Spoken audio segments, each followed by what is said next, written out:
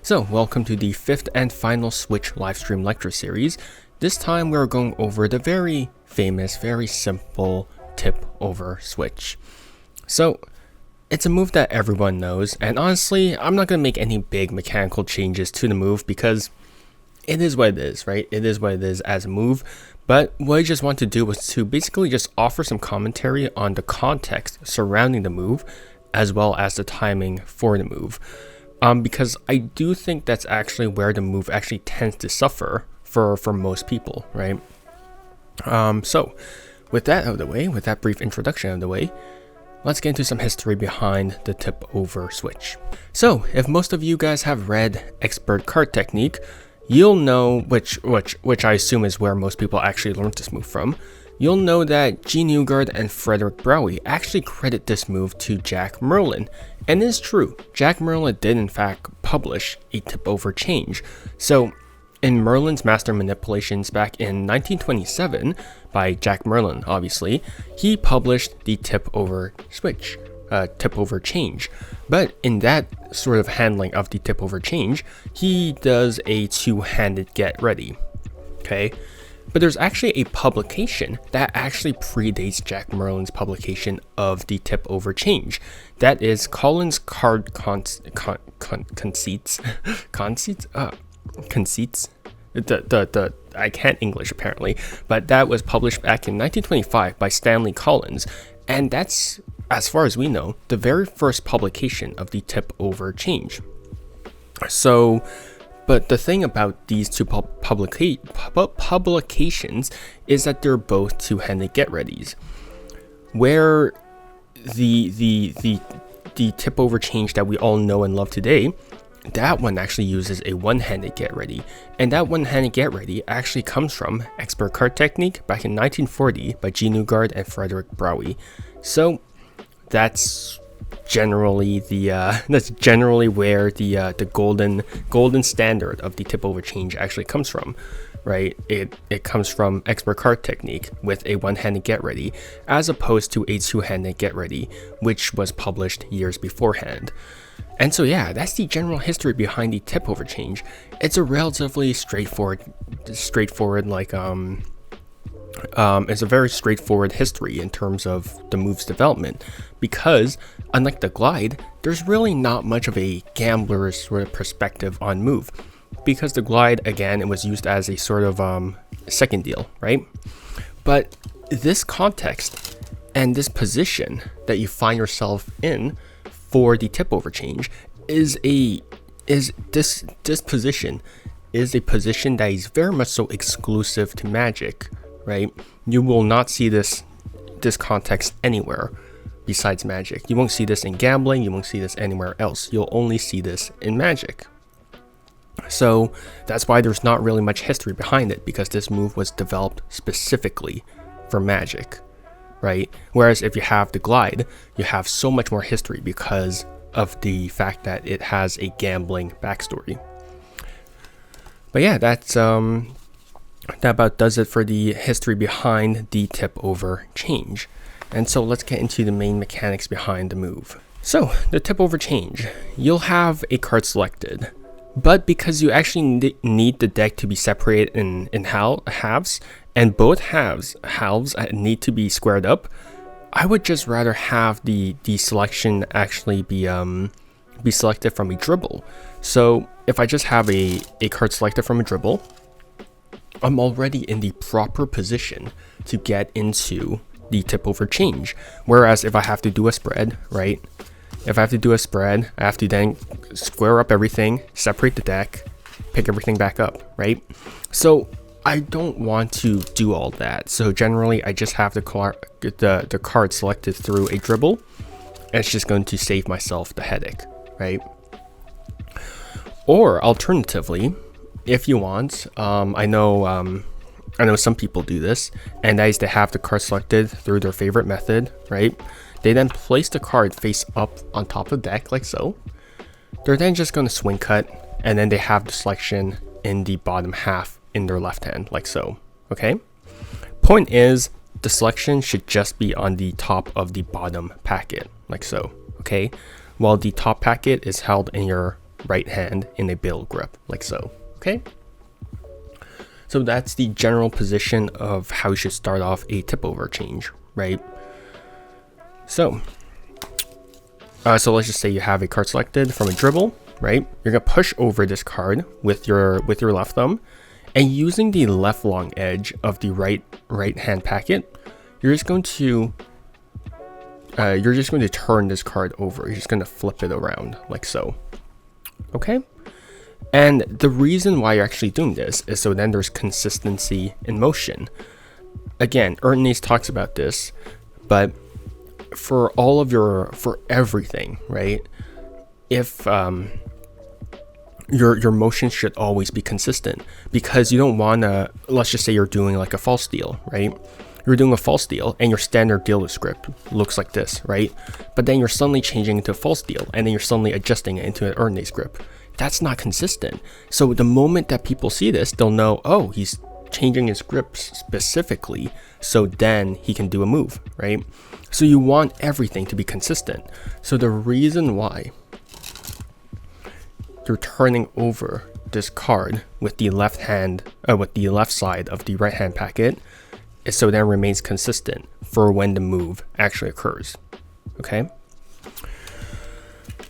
So now that you have this card face up on top of the bottom bottom packet, like so, you can then display it around, or you can actually hand this card out to be shown, right? And during this time is actually when you're going to execute the get ready, the one-handed get ready. So the get ready is entirely in your right hand over here, right? So what you're going to do is that you're actually just going to curl in your right middle ring and pinky finger around of this packet, like so. So they're just going to be curled in until the pads are contacting the face of the bottom card over here. All right. And now that they're contacting it, what you're going to do is that you're just going to nudge these fingers towards the right. You're just going to nudge them, and you'll notice that they'll actually just rotate at sort of an angle, like so, right? So they'll just rotate over here. And this is just an indifferent card, right? Doesn't really matter what this card is. It's just random, okay? So you're going to continue to rotate this until this card, the bottom left corner of this card is going to be free from the thumb, okay? And once it's free from the thumb, what you can then do is that you can just start to just sort of pull upwards with these three fingers. And if you pull upwards with these three fingers, this card detaches from the rest of the packet, like so. So you just levers downwards, like so, okay? And now that it levers down, what you can do is you can then relax it. And when you relax these fingers, this card is going to come back up towards this packet, like so. It's going to relax back. But there's one minor difference. This bottom left corner is then going to be stuck by the right thumb over here. It's going to relax, hit the right thumb over here, and it's just going to be blocked, right? But that's fine, because if you actually just relax your thumb, and then you curl back in, so then this sort of bottom part of the pad of your thumb contacts this back short edge of the card over here. So it goes here, relax, and then contact. Oh, sorry, it's kind of hard from this angle, but here, pop up, relax, grip, like so, okay? And what this does is that now you basically have a thumb break separating this bottom indifferent card from the rest of the packet over here, right? And of course you should relax these three fingers once you have the thumb break, okay? And now you have this one card separate from the rest of the packet over here, okay? And that's your get ready. It's just generally a very useful way to get a thumb break on one card using just one hand, okay? But now that you have your get ready done, what you're going to do is that you're just going to retrieve the card. So your selection goes back on top of the deck over here, right? And what we're going to do now is that in the process of turning this card back face down, So you're just gonna, again, consistency in motion. You're just gonna use the left side of this right hand packet to turn this card over, right? So you're just gonna turn it back over. But as you turn it back over, right? As you turn it back over, you're actually just going to relax these fingers, and then you're just gonna let this card drop on top of this card over here, okay? So it's a very simple relaxation process, and just by relaxing these fingers, it just drops on top. So now what you have is the selection and then an indifferent card, okay? So it's essentially an add-on, and now you can just do whatever that you want with the card. G Newgard suggests that you actually thumb off the card onto the table, okay? So he basically just suggests you show the card around, add it on, thumb it off, and then the card is still on top of the bottom packet, like so, okay? But of course, it's a Switch, so you can do whatever that you want with it. And that's generally what's happening with the tip over change, right? It's just a simple add-on. The moment where you turn it around, right, you can then drop the card on top of the selection, and then you can do whatever that you want, okay? So that is the tip over change.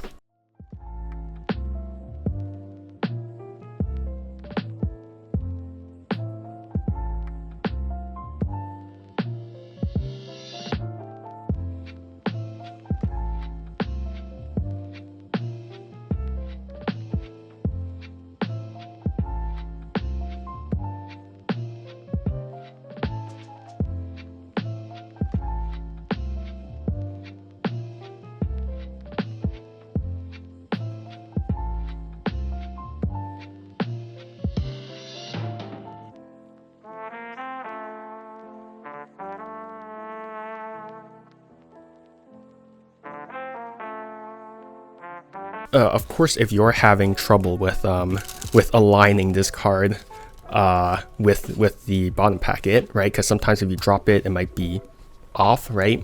You want to make sure that this packet is directly above of this packet over here, because then you drop it, right?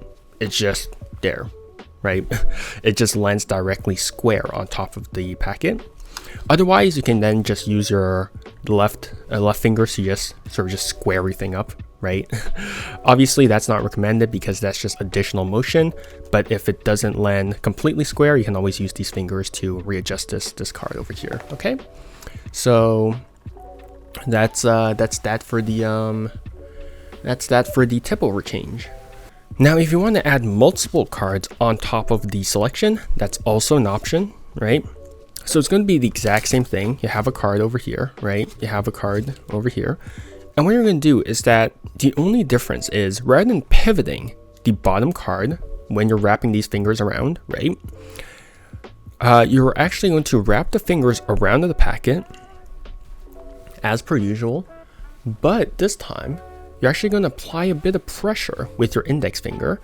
And you're then going to lift up on the bottom of you're then going to lift up on the bottom left corner of this packet, and then you're just going to riffle off the amount of cards that you need. Okay, so let's say I need 2, so then it's just 1, and then well, that's too much. Sorry, it's a new deck, so it's kind of hard for me to control, but 1, and then, well, okay. This is not faring well. I swear I could do this with a broken, there we go, two cards, but I swear I can do this more consistently with a older deck. But now that you have 2 cards riffled off over here, you can then relax your fingers, right? And you're basically in the same position as you were before, right? These 2 cards are then hanging loose. Now, if you tuck in these fingers, and then they contact the pad of your right thumb like so, you can then get basically the thumb break once more, right? You basically have the same thing as before, except the only difference is now you're doing it with multiple cards, right? So you have this riffle, relax over here. Sorry, it's kind of hard to do from this angle, especially because my arm is tucked underneath of my tripod, so it's kind of a struggle. But it's easier if your hand isn't tilted perpendicular with the ground. So if I'm doing it from here, right? Riffle. Well, that was 3, but relax. This packet contacts the left thumb or the right thumb, like so, and then you can then grip everything. Relax your fingers, and then you have a thumb break, like so. Okay, this is 3 cards. That's fine. And now we're going to do the move as per usual, because it's just to get ready, right? So now you're just going to use the left side of the packet to turn this card back over, and then you're then going to drop everything below of the thumb break on top of this packet. And of course that's 3 cards, right? So yeah, just having the ability to riffle off the amount of cards that you need is going to be very useful for whatever that you want. Okay, so 2 cards. This is not great. This is not a good angle for this move, just because the cards just slide out. But you have this, riffle off 2 cards, relax, grip with your right thumb break, relax your fingers, turn this card over, and then add the 2 cards on top, right? So it is very much so possible to get multiple cards for the tip over change. All you really need to do is just to really change the get ready from a nudge to this into a riffle. Okay, so yeah, that is just the tip over change using a riffle.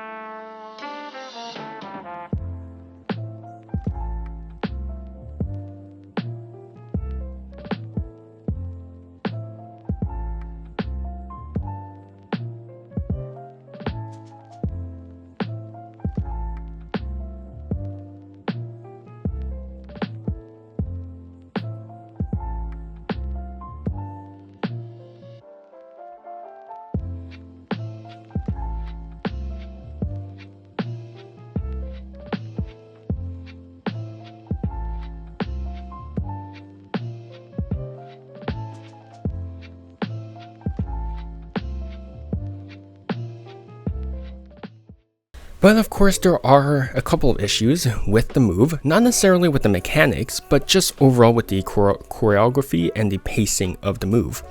So whenever I see people actually perform this move, there's actually two things that I tend to notice. So one is that people actually tend to hover the top packet directly above of the bottom packet after showing the selection, right? They tend to do this, they hover on top of it, and then that's the switch, right? That's the change. Now obviously this packet needs to hover above of this bottom packet, so then the move works properly, because you need to drop this card down onto the bottom packet for the change to happen, right? But the problem with that is timing, because why would you immediately do this and then hover over it? Why would you immediately do this after showing the selection? Because when you're showing around the selection, that's where all the heat is going to be on your hands, right? Everyone is going to be looking on your hands when you're showing a selection. So why would you immediately do this after you're done showing the selection, right? This is a very odd part to be in, right? Because your hands aren't really together, but they aren't really apart as well, right? The only reason why these two hands would be together would be if you're squaring the deck up, right? And that's only for a brief second as well. So why would your hands just be hovering so awkwardly together, right? So that is something that I tend to notice. I've also seen people rush the move. So the moment that they turn the card, back over, they just do this, right? They tend to accelerate the turn over, just so then they can toss the card back on top, right? It's weird, right? It's really weird, because they use that speed to try and hide the move. But then you also have to ask yourself, why do your hands suddenly become jittery all of a sudden? Why do you suddenly speed up when you're turning the card back over, right? Again, consistency in motion, consistency in just about everything. Because if you're going to turn over this card, right, and you're turning it over at a leisurely pace, why would you suddenly do this, right? It just doesn't make sense. So honestly, I think the main issue really just boils down to this, right? People trying to do the move immediately after turning the card back over when all the heat is on their hands, right? It's a question about timing, and it's a question about choreography. God, I hate that word so much, even though I love to use it. It's just a question of those two things, right? So what's the solution to that? Well, the solution is just don't do the move immediately after turn the card back over, right? Break up the moves. I've seen people, because when people tend to actually just do moves, they read up on the move, and then they're like, okay, so I have to execute this block over here for this effect to work, right? But that's not true, because sleights can also be broken up into many parts, right? They can be broken up into many parts. So let's just say something as simple as a double lift, right? People, magicians especially, they have this habit of seeing moves as just one big block. But if we look at something like a double lift, there are many procedures in a double lift, right? So first part is, of course, pinky count, and then I can stop there. I'm breaking up the double lift from the pinky count, right? And then I can just do the soft double, right? Stop there, right? And then I could do the turnover. And then stop there, display it, do the turnover again, right? So just one move that people traditionally consider as just one big block can be broken up into several steps, right? But each of those steps can also have a pause in between, right? Those are what people just call like half moves, right? Just doing moves just halfway through and then just continuing it onwards, right? It's like what's a good example? I don't remember. But just the DPS, right? The DPS, people just tend to go from here, King of Clubs, and then they go directly into, sorry, that was not good. But they tend to just go directly into the DPS, right? And then they tend to rush it. But the truth is that DPS, like any other move, can also be broken up into multiple parts. I can stop here, right? I can talk, I can do whatever. And then when I'm ready, I can do the DPS, right? So it's the same thing with the tip over change, right? Because the moment that I have this card just turned over, I can take a break. I can just talk. I can then show this card around, and then we can relax, right? I can also break this. I can also stop the move over here, turn it back over. We can talk. We can do whatever, right? Because truth is, you're performing, you're talking, you're the one who's dictating the pace of the performance, right? Talk to your audience members. Give yourself that time, that misdirection for you to perform the move.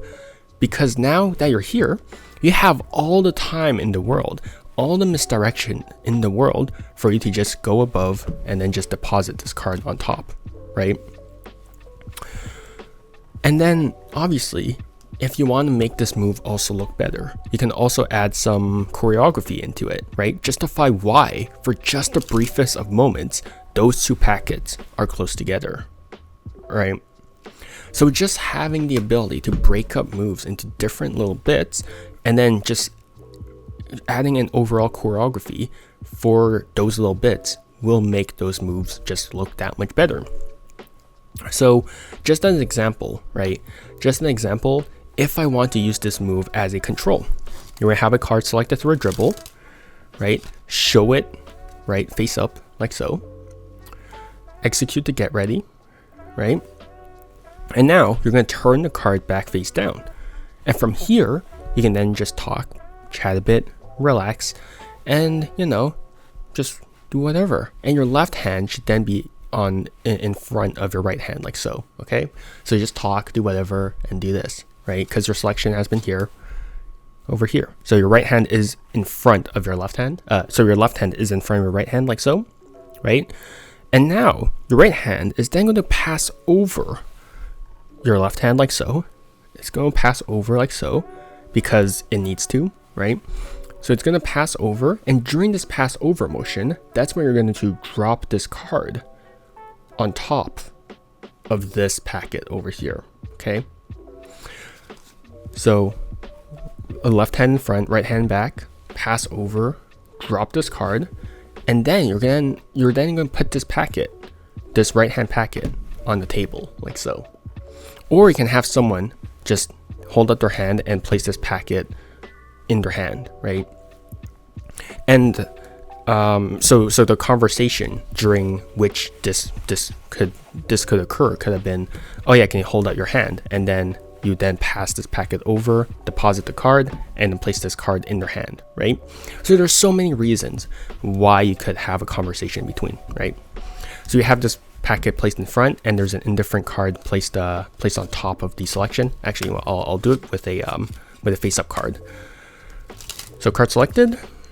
Show this card around. Turn it back face down, obviously, but get ready first. Turn it back face down. I'll leave it face up for the sake of explanation.